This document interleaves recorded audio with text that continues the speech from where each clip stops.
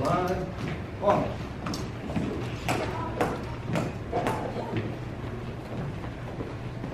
Careful colors.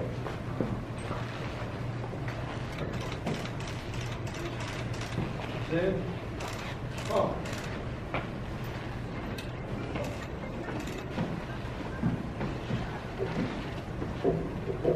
Post, colors.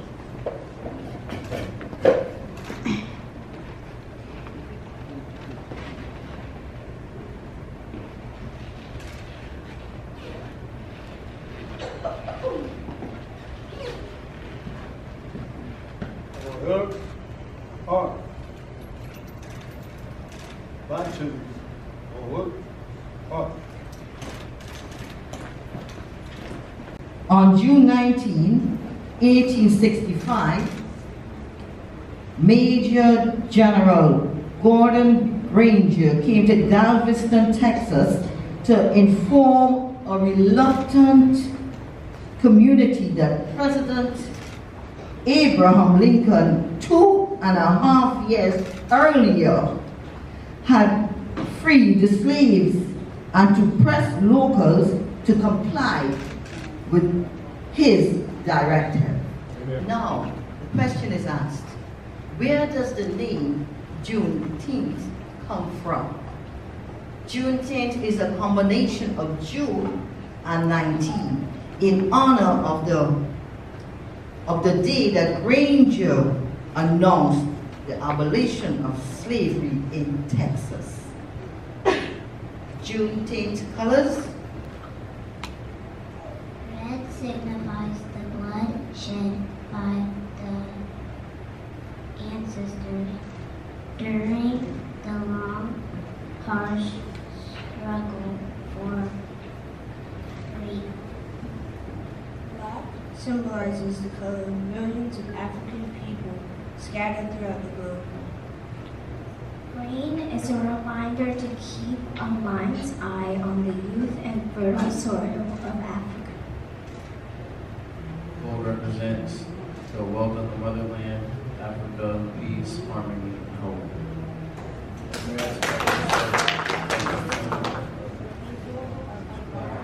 African deceased worldwide. Formally, and I'd like to say welcome, welcome, welcome. How many times? As many times as there are you here today. And we thank each of you. This is our 26th year, and we are excited. The last 5 years. Okay, can you hear me now? Yeah. Thank you. Thank each of you for coming out today. So for the last 5 years, we have been doing rodeos, trying to make sure that there is some cultural diversity and people understand the significance of Juneteenth. And so this year we have started out here at the Golden Bridge Building, and this is where we started in 1992. And it's ironic today that we would be here 26 years later. And actually, 26 years is a long time. I'm really ready to hand it over to someone else. So I'm not sure who wants to take it over from now on, but please relieve me of this. But it's been a pleasure. I learned about it in '73 on a horseback ride in Texas, as you have heard, trail rides, what they do. And so thank you for coming out today. Neighbor's a neighbor. Neighbor. Why did it take so long? Why did it take so long? Good question. And I'm glad you asked. There's no real reason why 2.5 years delay on letting the enslaved Africans down in Texas know about the abolition of slavery in the United States.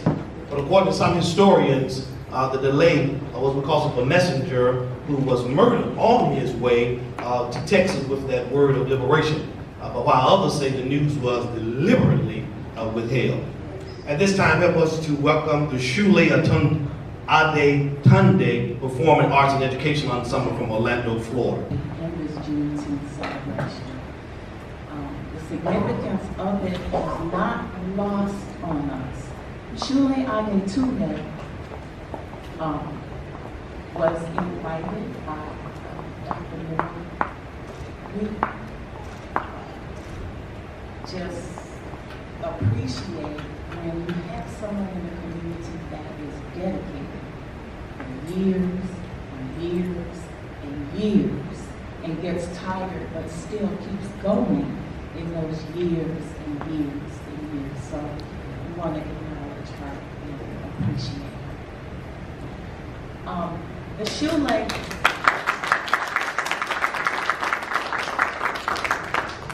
The shoelace is a homeschool cooperative.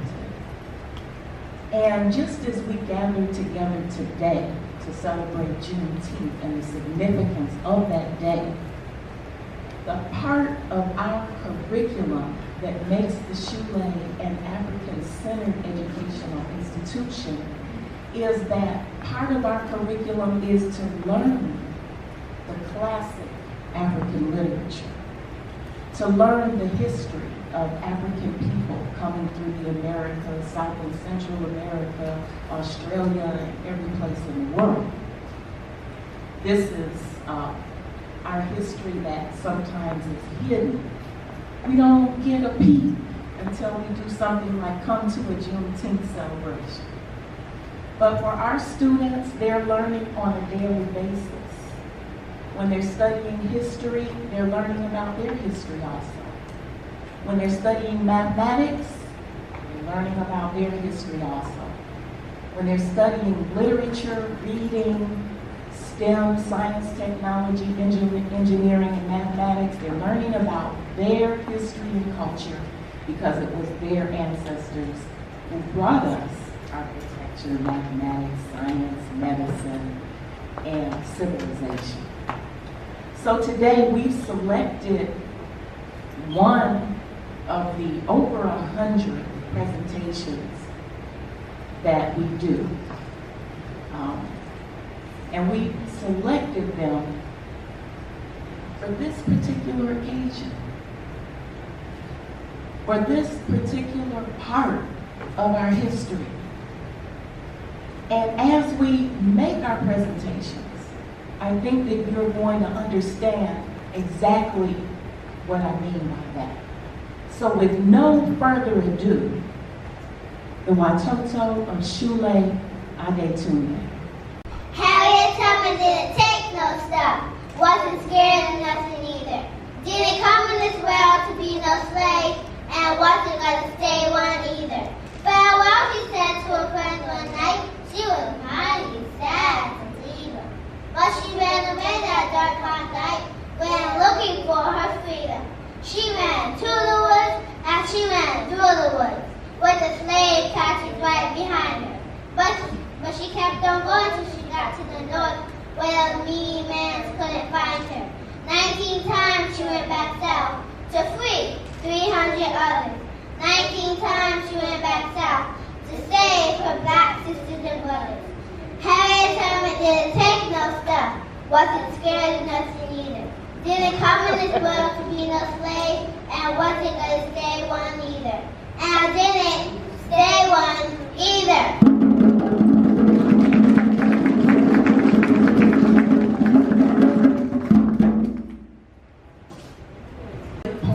Like Eloise Greenfield, that put the words in our mouths so that the children can grasp the history without being terrified by it.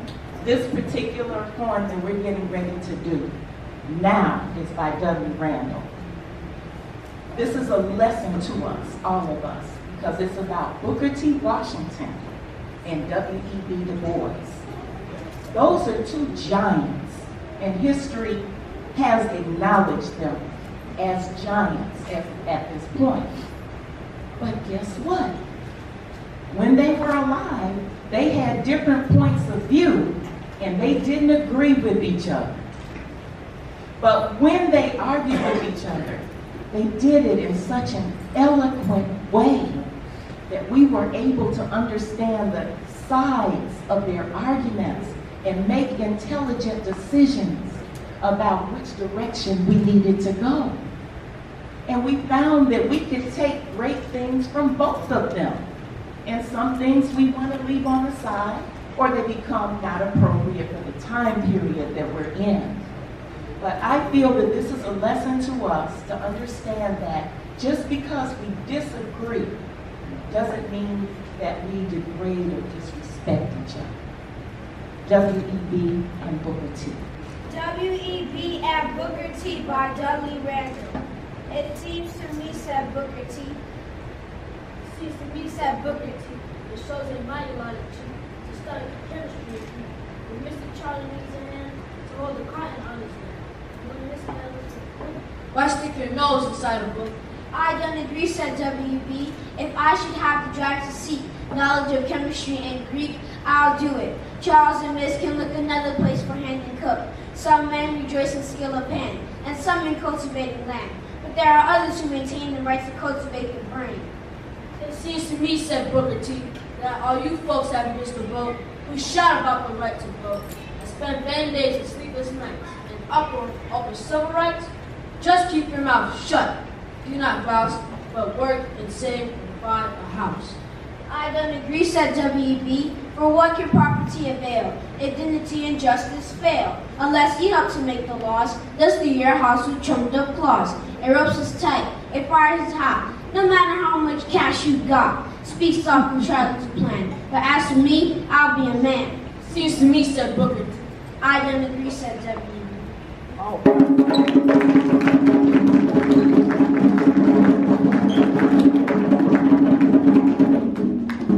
Very articulate young man. Okay, sister, still I rise.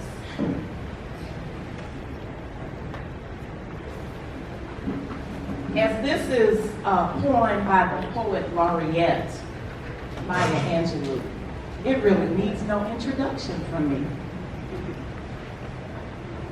Please enjoy our interpretation. Still I rise.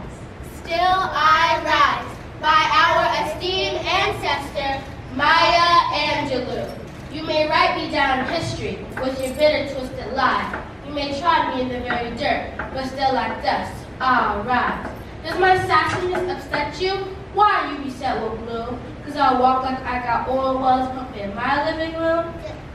Just like moons and like suns, with the certainty of time. Just like hope being high, still I'll rise. Did you want to see me broken? Bowed head and lowered eyes? My shoulders falling down like teardrops? Weakened by my soulful cries? Does my haughtiness offend you? Don't you take it awful hard? Cause I laugh like I got gold mines digging my own backyard. You may shoot me with your words. You may cut me with your eyes. You may kill me with your hatefulness. But still like air, I'll rise. Out of the huts of history's shade, I rise. Up from a past that's rooted in pain, I rise. I'm a black ocean, leaping and wide. Welling and swelling, I bear in the tide. Living behind nights of terror and fear, I rise. Into the future that's wondrously clear, I rise. Bringing the gifts that my ancestors gave, I am the dream and the hope of the slave. I rise, I rise, I rise.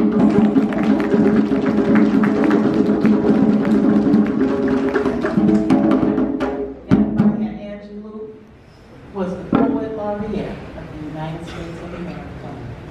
And she was designated by the President of the United States to have that honor. She wasn't designated as the best black poet. She was designated as the best that this country had to offer. Maya Angelou. Okay, Nikki Giovanni, My Sororities.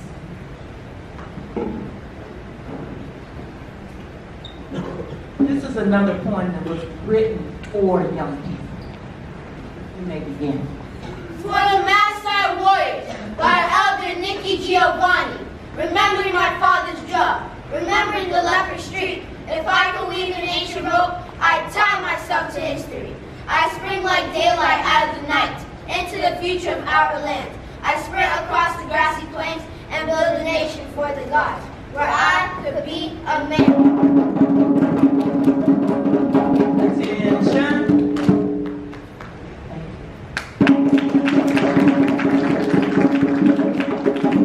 Anyway,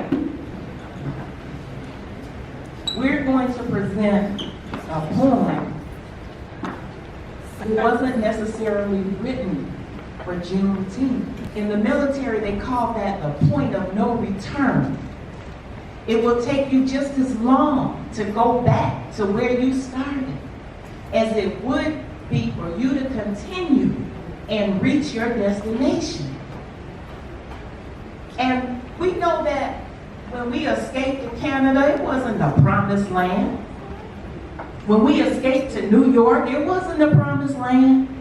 It was just another level of an ongoing struggle. It wasn't the end. It was midway. You may begin. Midway by Naomi Long Magic. I've come this far to freedom, and I won't turn back. I'm climbing up the highway from an old dirt track. I'm coming and I'm going. I'm stretching and I'm growing. And I reap what I've been sowing, or my skin's not black. I prayed and slaved and waited, and I sung my song. You led me and you starved me, but I still grow strong. You latched me and you treated me. You've done everything but freed me. But in time you'll know you need me, and it won't be long. I've seen the daylight breaking high above the bows.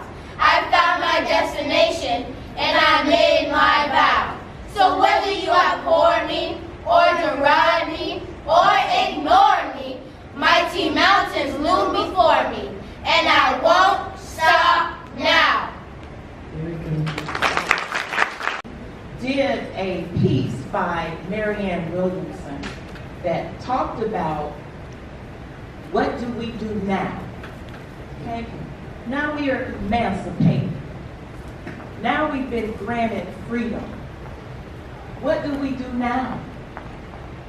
There had to be some fear after generations of enslavement. There had to be some trepidation. And what is the deepest fear? You may begin. Our Deepest Fear by Marianne Williamson, and quoted by South African President Nelson Mandela as part of one of his inaugural addresses in 1994. Our deepest fear is not that we are inadequate. Our deepest fear is that we are powerful beyond measure. It is our light, not our darkness, that most frightens us. We ask ourselves, who am I to be brilliant, gorgeous, talented, and fabulous? Actually, who are you not to be? You are a child of God. Your playing small does not serve the world. There is nothing enlightening about shrinking so that other people won't feel insecure around you. We were born to make manifest the glory of God that is within us. It's not just in some of us, it's in everyone. And as we let our own light shine, we unconsciously give other people permission to do the same. And as we are liberated from our own fears, our presence automatically liberates others. Thank you.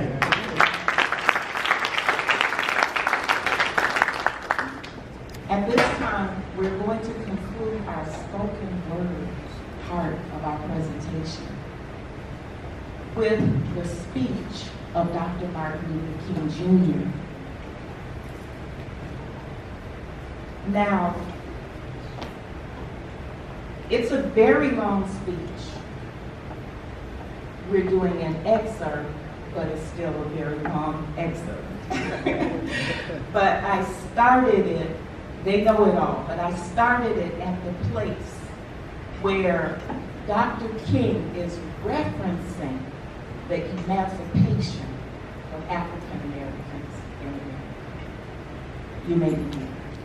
I am happy to join with you today in what will go down in history as the greatest demonstration for freedom in the history of our nation.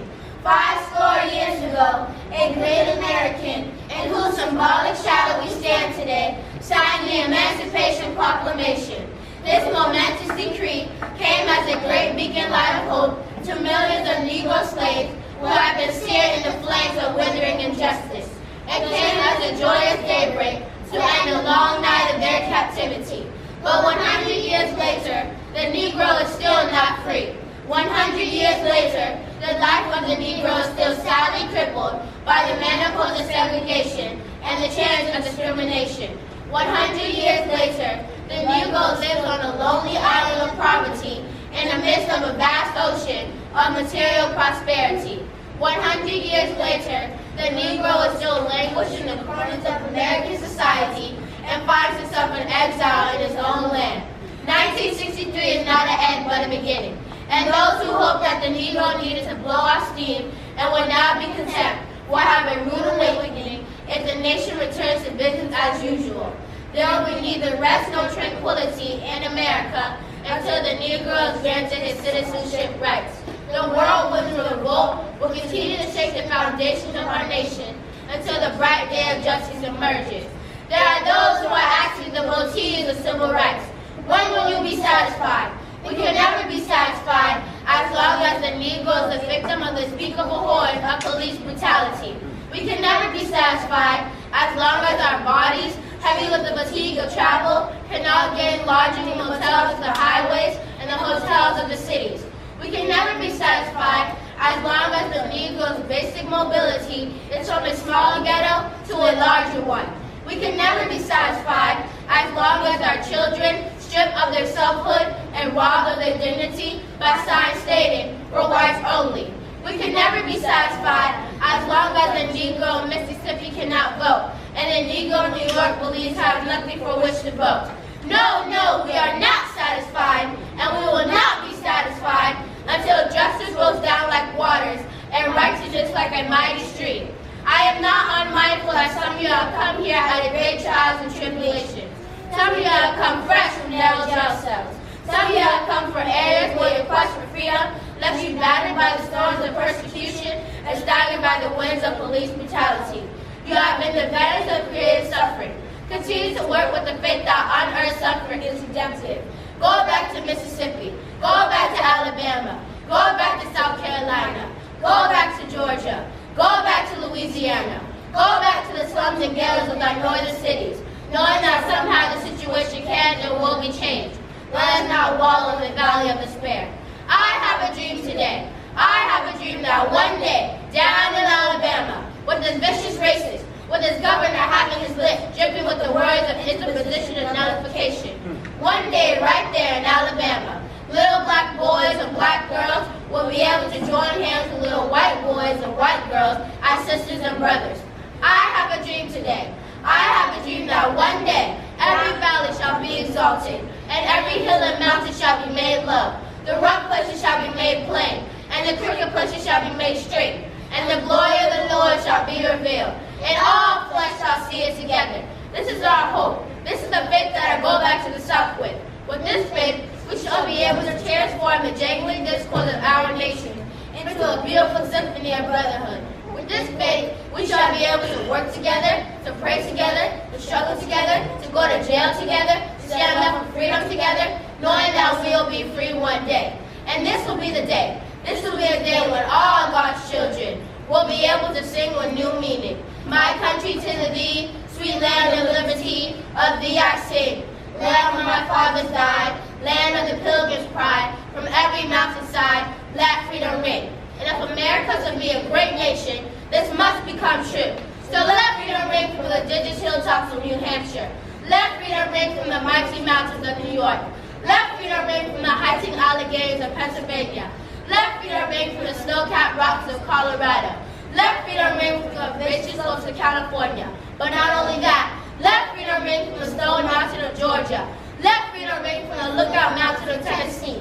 Let freedom ring from every hill and molehill of Mississippi. From every mountainside, let freedom ring. And when this happens, and when we allow freedom to ring, and when we let it ring from every village, from every hamlet, from every state, from every city, we'll be able to speed up that day when all God's children, black men and white men, Jews and Gentiles, Protestants and Catholics, will be able to join hands in singing the words of the old Negro spiritual, free at last, free at last, thank God Almighty, we are free at last. The family is really extended, that we will wrap a person in family if they need to be wrapped in family. We will bring them the love, and we'll show it in so many ways. So friendship and kinship is very, very important. This morning I was listening to somebody talk about how a person who has nothing but money is very poor. The person has no love. They have no family. They have no community. They have no relationships. That's what brings joy. That's what brings happiness. That's what brings success.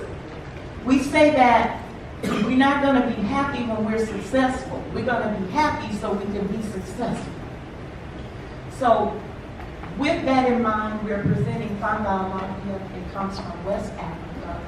It was a gift of Nigeria to Liberia to celebrate their independence. So the Nigerians and the Liberians were saying, okay, we're friends and we're kin. And Fanda Alapia itself means I wish you well.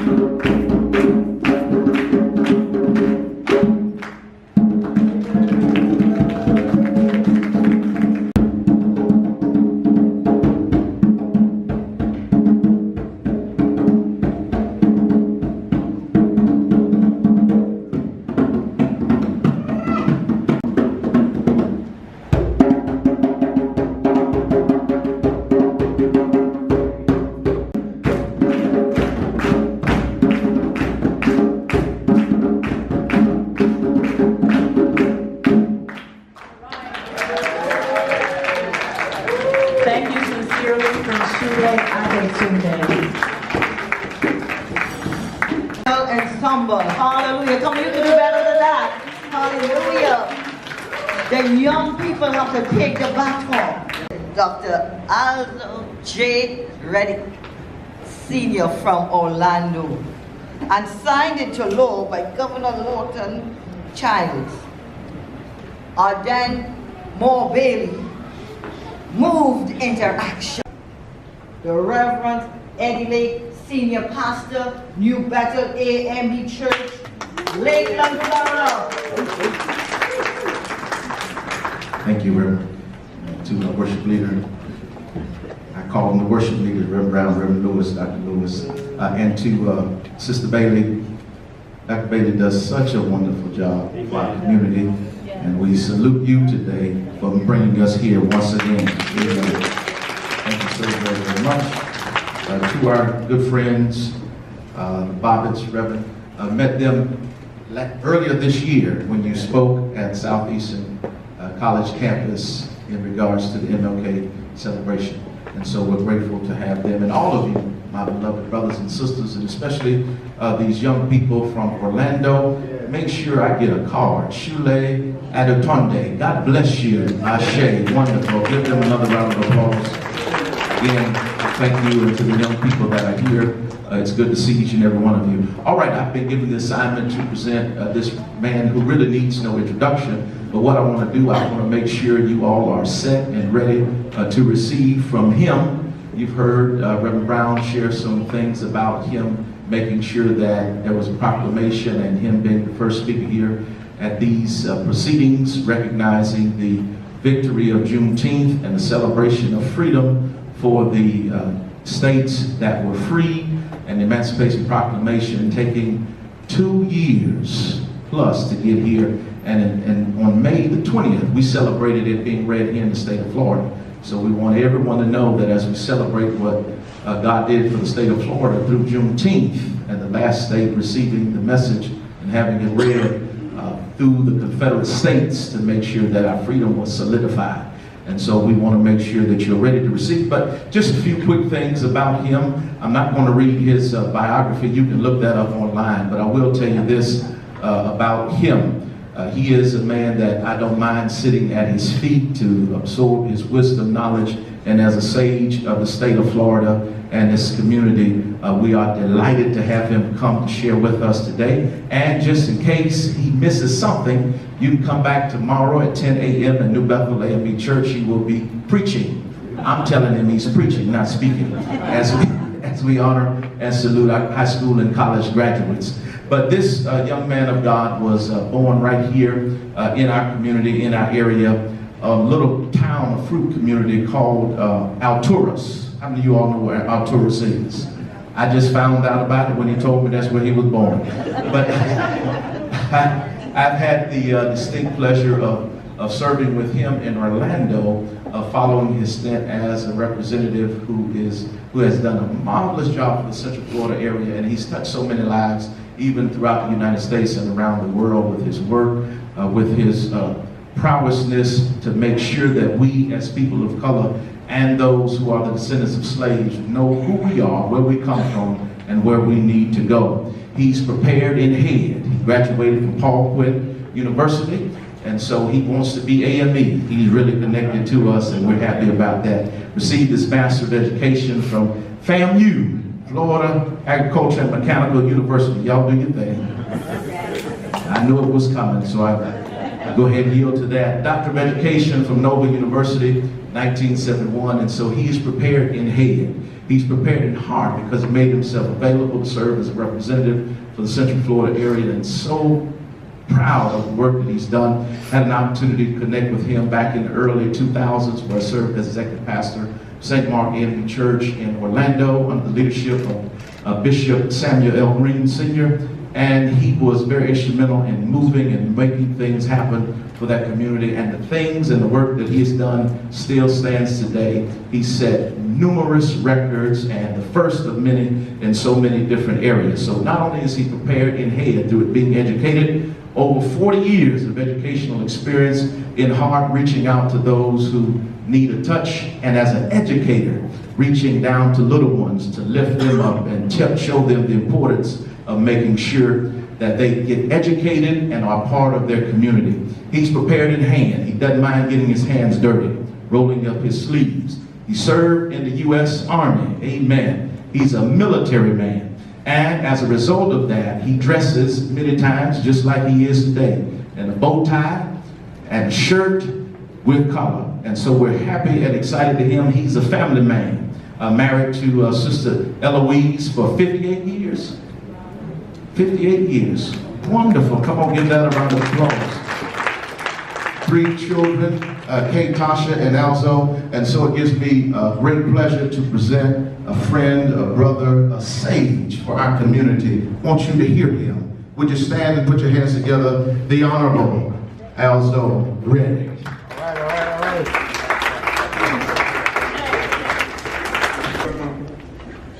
Pastor's introduction was beautiful, extensive, and mostly true.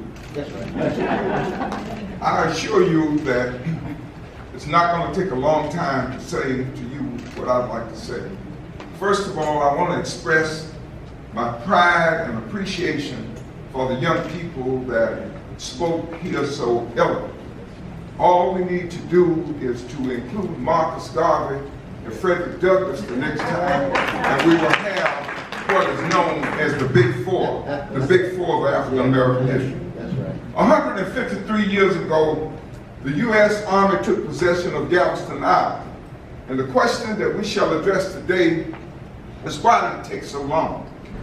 Why did it take so long? It took so long, number one, to establish the fact that America had changed.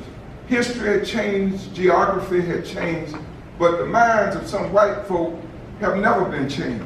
And I'm trying to adjust my language here and to how much can I say and not say to these tender ears, but nevertheless tell the truth. There are some white people in America that still don't understand who won the Civil War.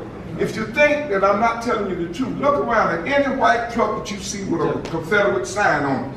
Now all those people with that Confederate sign, it says, I believe the wrong folk won. Yeah. And I'm going to perpetrate some fantasy that there was something called the lost cause. That's right. I'm not going to talk a long time to you today. I am a former member of the United States Army. Yeah. When they say lock and load, move out, it was black men.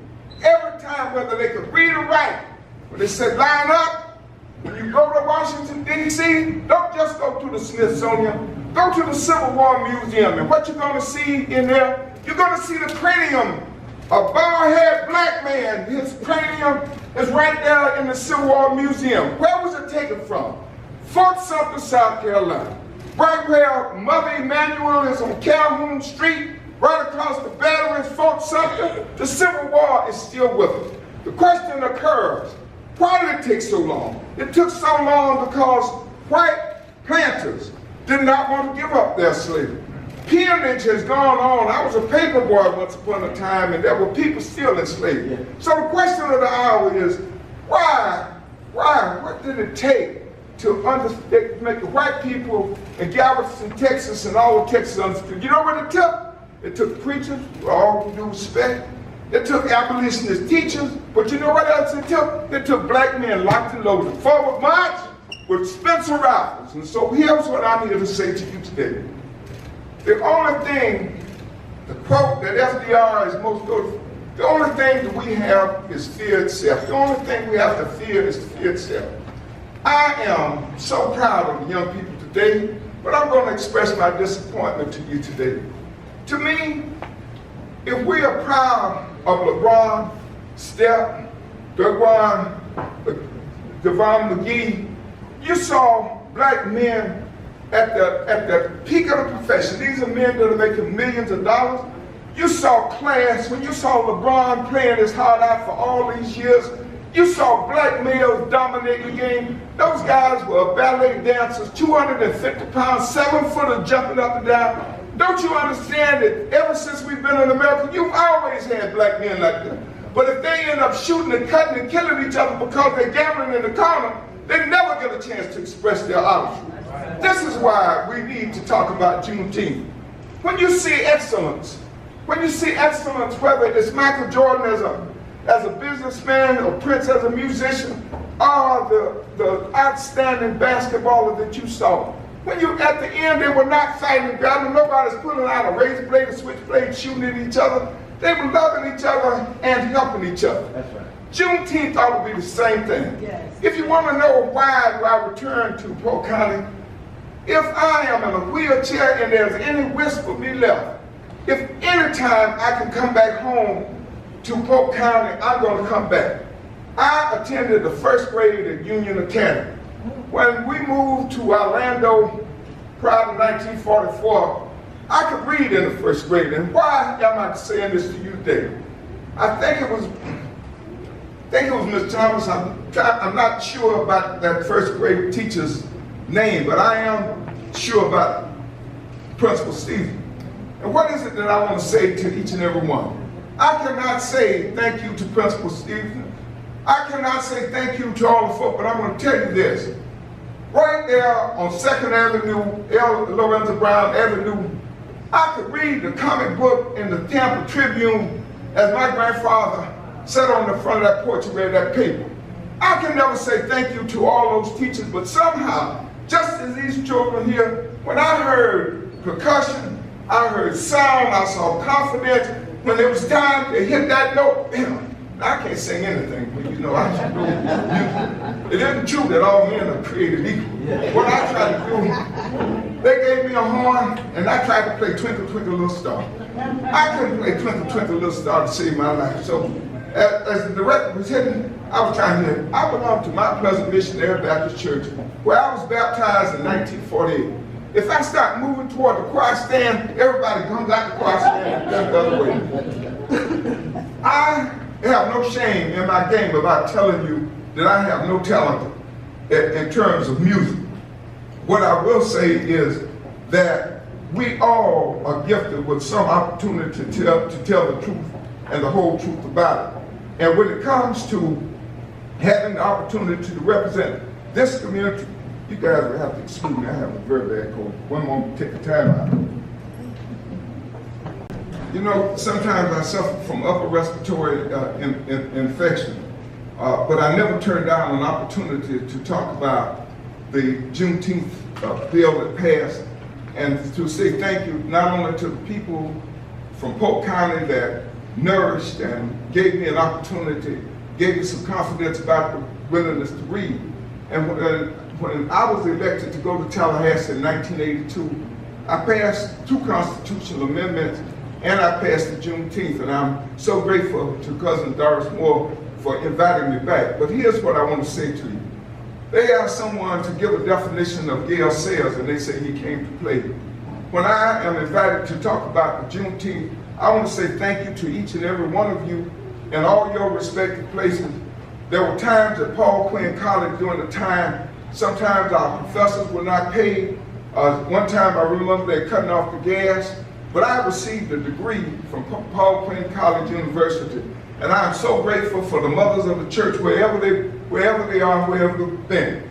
And so during my time in Tallahassee, the opportunity to pass this bill, I want you to know that the prayers, the hopes, the marches of all the people, all black people all over Florida. In 1982, there was a total of 18 of us, all. Tim Jameson, the first black Secretary of Education, was a part of my class in 1982.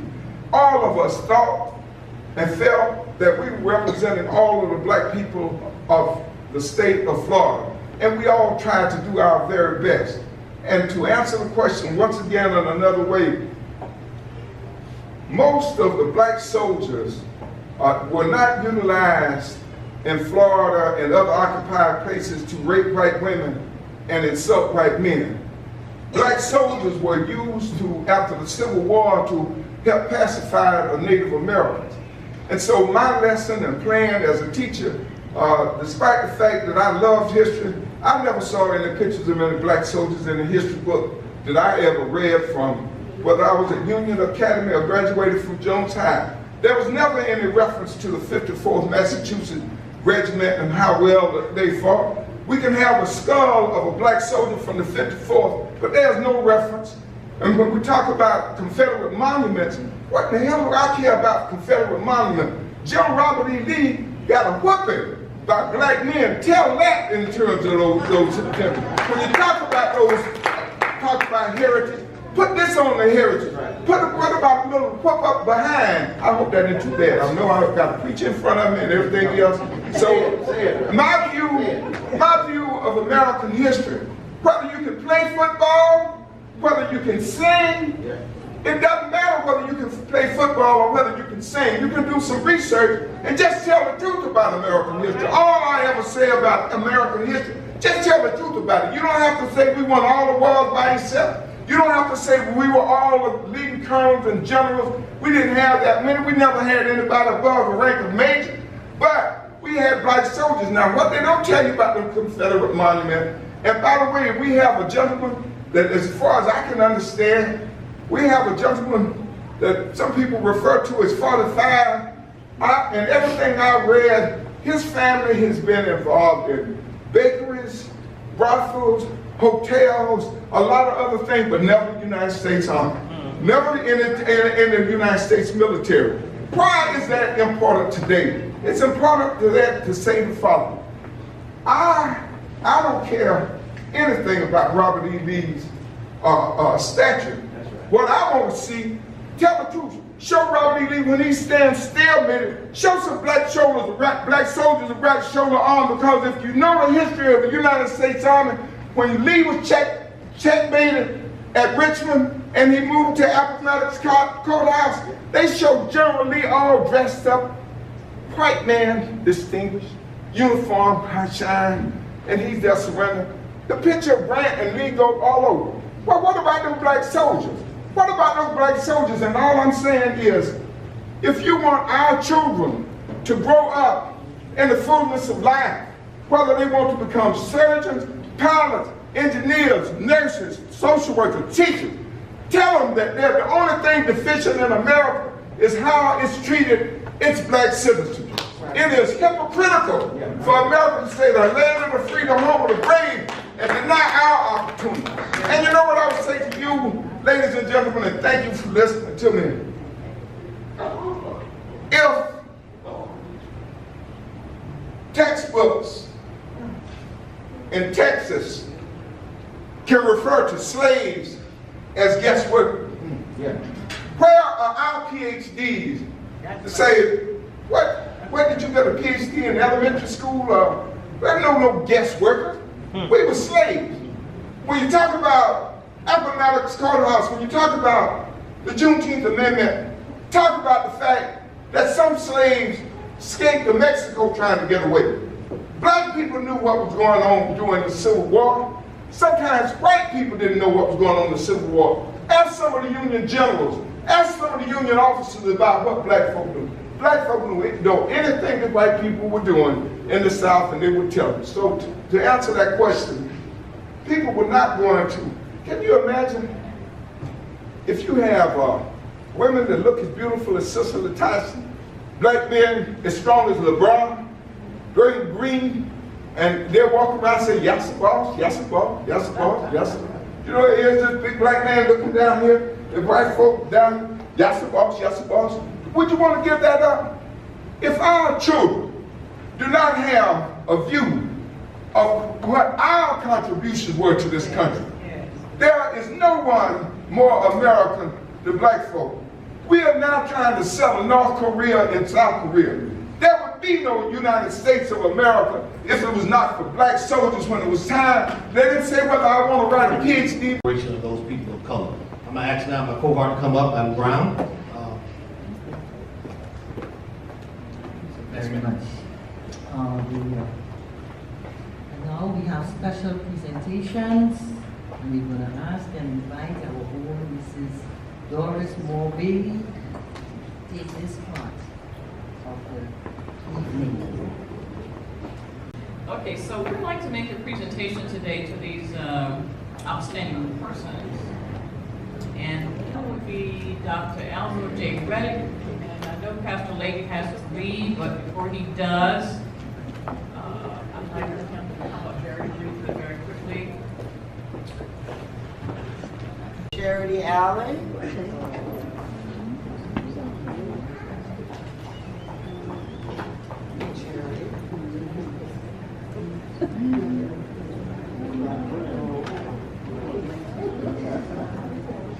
Lincoln Allen.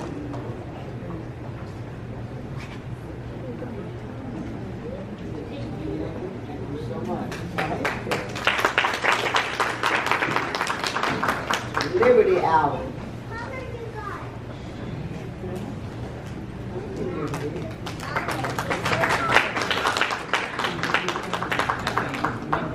Ms. Bivens, in Chicago to national headquarters, you'll see some of her artwork in there. So this is one of the paintings that she painted for her sorority. She does fundraisers for her sorority by donating her paintings.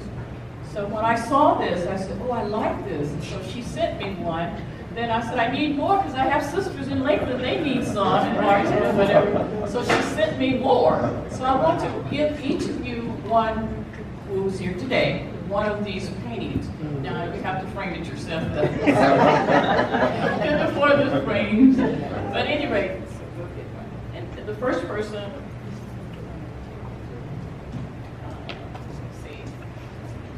okay, Ms. Ann James Adderley, would you please come up? And I'd like you all to stay standing over here so we can get a group picture. Chicago to national headquarters, you'll see some of her artwork in there.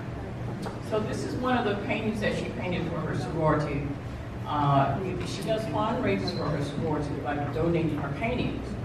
So when I saw this, I said, oh, I like this. And so she sent me one. Then I said, I need more because I have sisters in Lakeland, they need some, and Martin and whatever. So she sent me more. So I want to give each of you one who's here today, one of these paintings.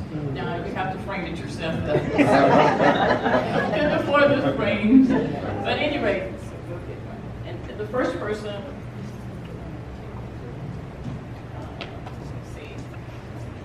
okay, Ms. Ann James Adderley, would you please come up? And I'd like you all to stay standing over here so we can get a group picture.